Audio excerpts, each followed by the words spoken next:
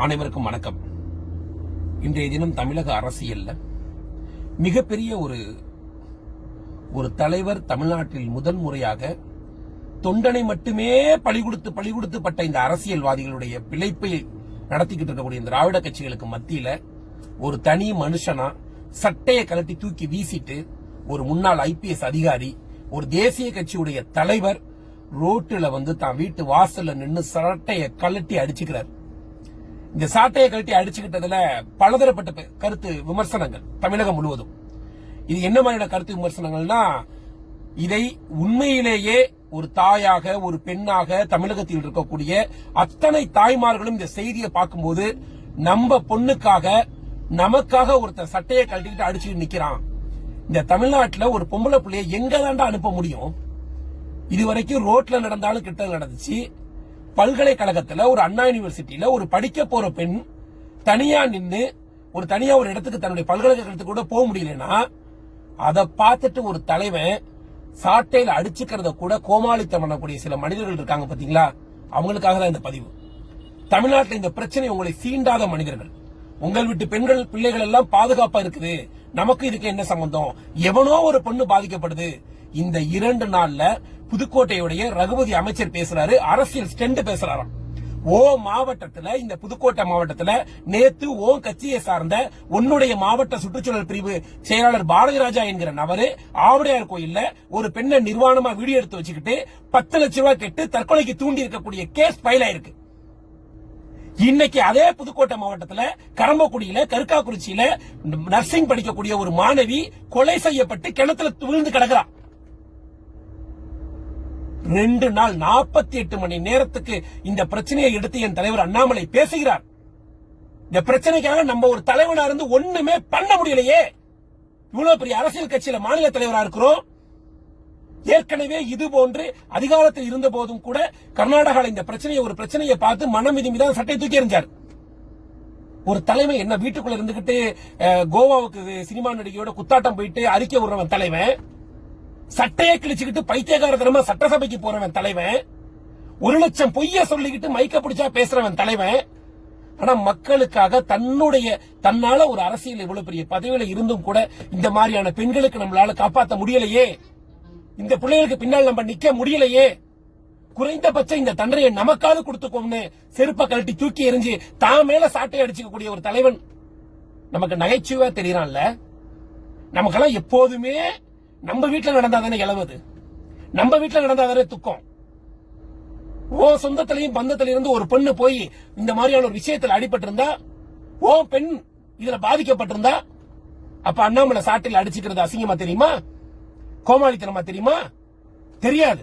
இதை கோமாளித்தனமாக பார்ப்பவெல்லாம் யாருன்னா, இது எங்கேயோ நடக்கக்கூடிய விஷயம் நினைச்சிட்டு இருக்கான் பாருங்க. இது எங்கேயோ நடக்குது, நமக்கு என்ன, நம்ம வீட்டுல நடக்குதான்னு. ஆனா பொண்ணை பெற்றிருக்கக்கூடிய ஒவ்வொரு தாய்க்கும் பிள்ளையா பிறந்திருக்கக்கூடிய ஒவ்வொரு மனைவிக்கும் கணவனா இருக்கக்கூடிய ஒவ்வொரு சகோதரிக்கும் சகோதரனா இருக்கக்கூடிய ஒவ்வொருத்தனுக்கும் இந்த உண்மையான வழி புரியும். தமிழ்நாடு வளர்ந்த மாநிலம். இதுல பேசுறாங்க, நீங்க ஏன் ராஜஸ்தான்ல பேச மாட்டீங்க, காஷ்மீர்ல பேசுறீங்க, புடுங்கிங்களா? நீங்க எதனா பெரியார் இங்க பெண்களுக்கு புடுங்கடான்னு சொல்றீங்க? புடுங்கி தள்ளிட்டாரு பெரியாரு. சுயமரியாதையும் தன்மானமும் பெண்ணினம் இன்னைக்கு எழுந்து நிற்குதுன்னா அதுக்கு காரணம் எங்க பெரியார் புட்டுங்கடாருன்னு சொல்றீங்கல்ல. பல்கலைக்கழகத்துக்குள்ளேயே பாதுகாப்பா பொம்பளை பிள்ளை இருக்க முடியலையே, அப்ப ஏன் மாநிலத்துக்காக என் தலைவன் குரல் கொடுக்க கூடாதா? வேற யாருக்காக குரல் கொடுக்க முடியும்? இந்த பிரச்சனையை சாதாரண பிரச்சனையா கடந்து போக கூடாது. இத ஒவ்வொரு வீட்டில் இருக்கக்கூடிய பெண் பிள்ளைகளும் இன்னைக்கு இந்த பெண்களை இந்த அண்ணா பல்கலைக்கழகத்தில் இந்த மாணவி துணிச்சலாக போய் இன்னைக்கு கம்ப்ளைண்ட் கொடுத்த பெண்ணை பாராட்டும். அந்த பெண் சமூகத்தில் மதிக்கப்படணும். இப்படி ஒவ்வொரு பொண்ணும் வெளியே வரணும். இந்த மாதிரியான பிரச்சனைகள் ஏதோ அண்ணா பல்கலைக்கழகத்தில் மட்டும் தான் நடக்குது நினைச்சிட்டு இருக்கீங்களா? இது தமிழ்நாட்டில் இதில் பாதிக்கப்பட்ட பெண்கள் ஆயிரக்கணக்கான பெண்கள் இருக்காங்க. ஆனா அவங்க யாரும் இந்த சமுதாயத்துக்கு பயந்து, இந்த அரசியல்வாதத்துக்கு பயந்து வெளியில வர பயந்துகிட்டு இருக்காங்க.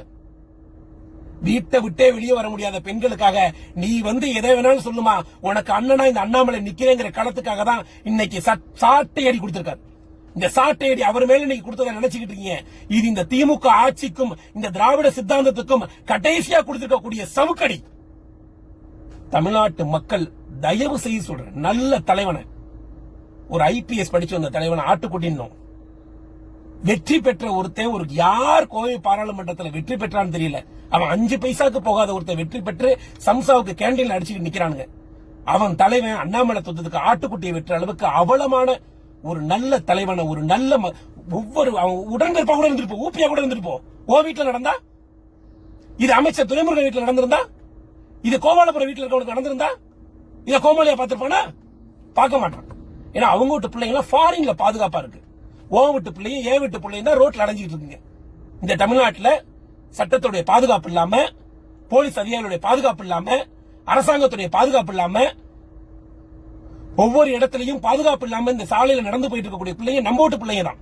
அவங்க வீட்டு பிள்ளைங்களும் அப்ராட்ல படிக்குது. நடிகர் விஜயோட பிள்ளைங்க அப்ராட்ல இருக்கு. எல்லா பிள்ளையும் அப்ராட்ல இருக்கு. நம்ம வீட்டு பிள்ளைங்க தான் ரோட்ல இருக்கு. தயவு செய்து தமிழக மக்கள் உணருங்க உண்மையை. இதை கோமாளித்தனமாவோ, இத கமெண்ட் போடுறவன், இத மீம்ஸ் போடுறவன், நீ எல்லாம் உன் மனசுக்குள்ள உன் வீட்லயும் பெண்கள் இருக்கிறாங்க. அந்த பிரச்சனைகளோட இதை உணருங்க. அந்த எஃப்ஐஆர் காப்பி எப்படி போட்டு வச்சிருக்கோம்? அந்த எஃப்ஐஆர் காப்பியை பத்தி எவனாவது தமிழ்நாட்டில் வெளில பேசுறானா? பேசக்கூடிய திறமை இருந்துச்சா? அந்த பெண் தவறு செய்தது போலவும் அவன் யோக்கிய மாதிரியும் அந்த பொம்பளை பிள்ளை அந்த இடத்துக்கு போனதுனாலதான் இது நடந்த மாதிரி இந்த எஃப்ஐஆர் போட்டிருந்தாங்க. அதுக்கு கோவப்படுறான், அப்பனா கோவப்படுறான், தங்கையா கோவப்படுறான், தமிழனா கோவப்படுறான். வெறும் ஓட்டு பொறுக்கித்தனம் பண்றதுக்கு மட்டும்தான் வீட்டை விட்டு வெளியே வர்றதா அரசியல் நீங்க நினைச்சீங்கன்னா அந்த அரசியல் அண்ணாமலைக்கு தெரியாது, தேவையும் இல்லை.